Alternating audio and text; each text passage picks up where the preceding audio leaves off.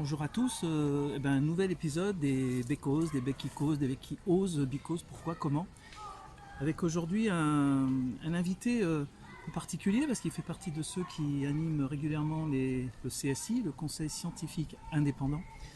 Alors vous avez déjà eu le plaisir de voir en juin 2021, donc déjà il y a un an, Jean-Dominique Michel. On a eu le plaisir aussi de voir Vincent Pavant.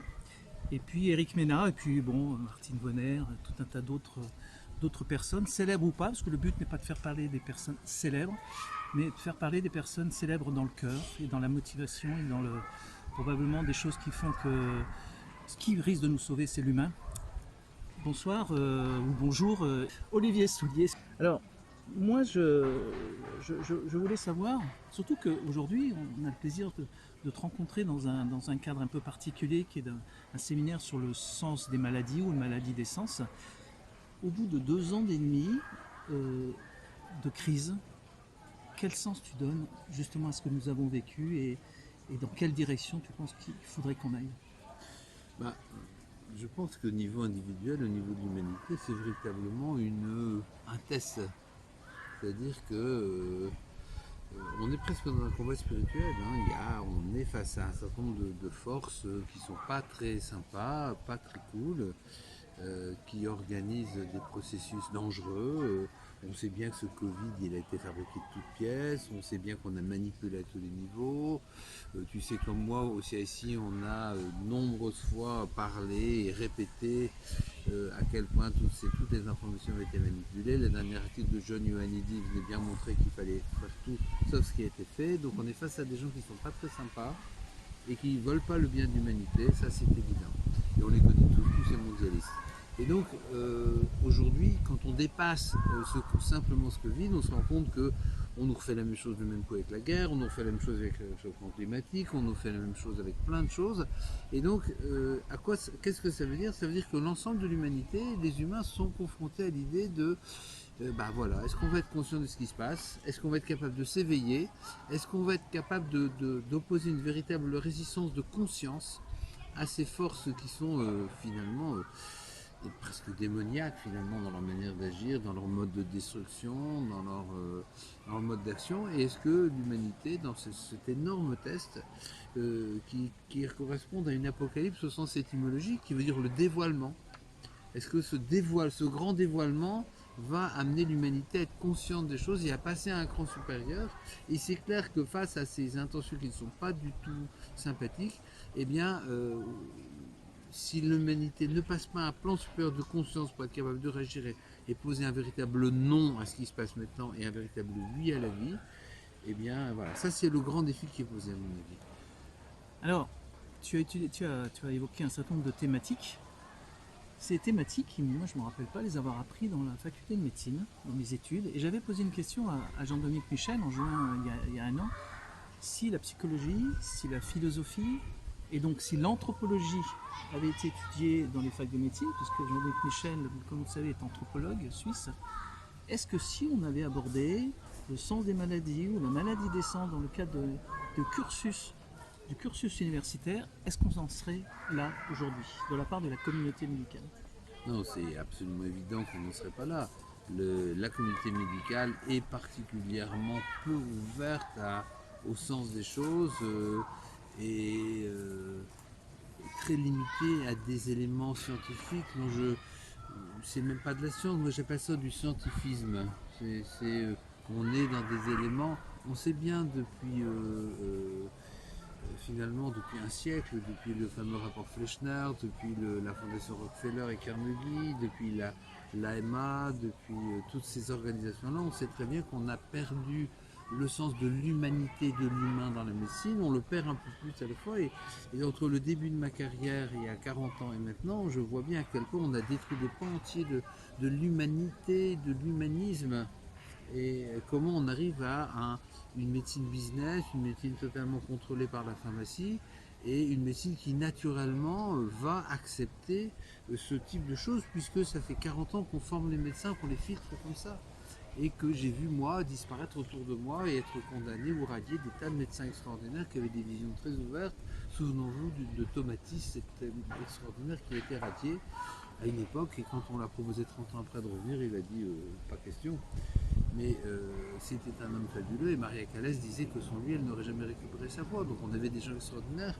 Et donc on n'a pas développé l'humanisme en matière de médecine, et aujourd'hui on le paye. Mais on n'a pas développé l'humanisme en matière de médecine comme on n'a pas développé l'esprit critique dans les écoles.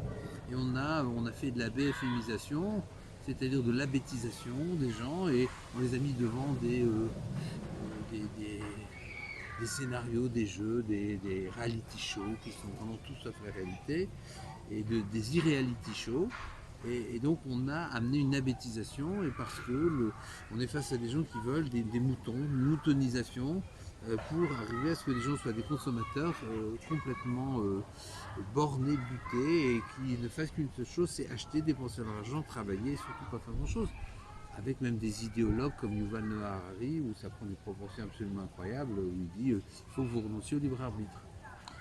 Pour revenir au CSI, parce que finalement c'est grâce à ce conseil scientifique et indépendant de l'industrie pharmaceutique et bien au-delà, indépendant de tout ce qui est le business qui tourne autour de la santé aujourd'hui, qui dépasse donc bien l'industrie pharmaceutique, les assurances, les lobbying informatiques. Après, donc le premier CSI date du 8 avril 2021. Qu'est-ce que tu en tires de ces réunions hebdomadaires, tous les jeudis soirs, 20h45, heure métropole, qui finalement, on s'aperçoit que c'est une vraie aide pour nous-mêmes, mais aussi pour ceux qui écoutent. Quel est ton avis sur cet un an et demi Oui, un an et demi, puisque de CSI? Et nous venons de faire le 73e épisode du CSI, et effectivement le CSI il est né d'une plaisanterie que j'avais fait, et Martine Bonner s'en souvenait bien, à la CSL, et j'avais dit on devrait faire un conseil scientifique mais qui soit indépendant, tout le monde avait rigolé, et ils avaient tous voté à main levée immédiatement, et avec Christian Perron on avait lancé ça, et tu es venu nous rejoindre rapidement avec Eric, etc.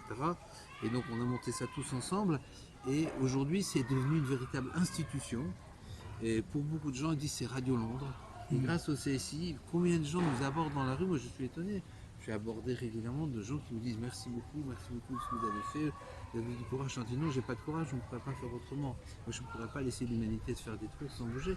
Et donc, c'est vraiment une institution, une référence qui permet aux gens d'avoir des éléments concrets. Et d'ailleurs, on tient à partir toujours sur des bases très scientifiques, même si on fait des commentaires humanistes, philosophiques sur les choses, mais nous partons toujours de bases scientifiques. Et c'est une véritable référence. On se disait l'autre fois que finalement la crise sera terminée le jour où le CSI ne sera plus utile. Le jour où on n'aura plus besoin du CSI, et le jour où ce sera plus de la lumière dans la nuit.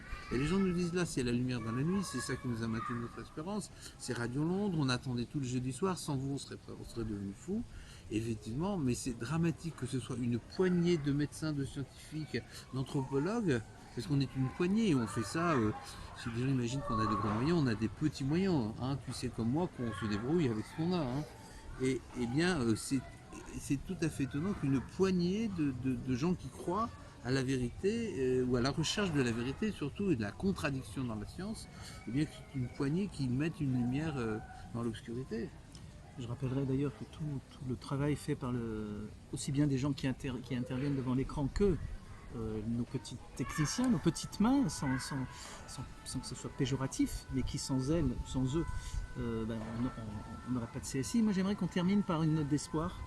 Une note d'espoir avec cette pensée à tous ces soignants, ces dizaines de milliers de soignants au sens large, avec les auxiliaires de vie, les secrétaires, les pompiers bien évidemment, au moment où on éteint les feux avec des personnes au-delà de la France à qui on n'a pas demandé le statut vaccinal. Il faut espérer. Quelle note d'espoir tu pourrais Alors, leur donner? je pense que on a vu apparaître, et on l'a vu toi et moi, et on a découvert des gens extraordinaires. On a rencontré une quantité de personnes extraordinaires qui se sont révélées. Donc le grand espoir, c'est que face à cette humanité, cette civilisation qui allait véritablement droit vers le mur, en détruisant l'environnement, en détruisant les espèces, en polluant, en mettant des océans de plastique dans la mer, et en détruisant la nature, ils sont tellement allés loin dans leur délire qu'il y a une sorte de réaction. Et on est très nombreux à se lever. Et ça, c'est le grand espoir de cette révélation de cette humanité consciente, cette révélation de ces gens qui sont prêts à se battre et qui n'ont pas peur ni de mourir ni de quoi que ce soit, parce que, et ça c'est le grand espoir, ils font se lever dans l'humanité une conscience et une énergie extraordinaire, et ça ne s'arrêtera pas. Quelle belle conclusion, Olivier. Espoir, humanité. Écoute, grand merci pour ta participation aujourd'hui à cette petite série Toute humanité. Des bécoses, des becs qui osent, des bécoses, because, pourquoi, comment. Nous avions eu des fois l'année dernière aussi une résistante à Annecy, au-dessous du plateau des Glières, et qui disait que ce qu'on vit là, c'était il y a un an, c'était pire que la résistance. Puis on a eu Gabriella à Annecy aussi, il y a un mois, qui a vécu déjà une dictature avec Ceausescu, qui disait oui, la dictature, je suis en train d'en vivre une deuxième, vous le reverrez sur cette émission, sur la chaîne des bécoses. Et puis une autre résistante à La Réunion qui avait vécu aussi ces moments difficiles. Donc on peut aussi parfois parler avec le même vocabulaire.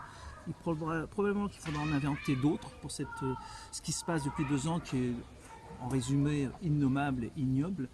Voilà, merci de votre écoute et puis à un prochain épisode avec quelqu'un qui peut-être n'aura jamais paru devant les caméras, ce n'est pas important. L'important c'est que nous serons sauvés de cette crise par justement des sous-citoyens, comme aimerait nous appeler le président, et puis des gens qui ont parfois été un peu plus médiatiques ou pas du tout. Voilà, merci encore et puis bien à une prochaine. Au revoir.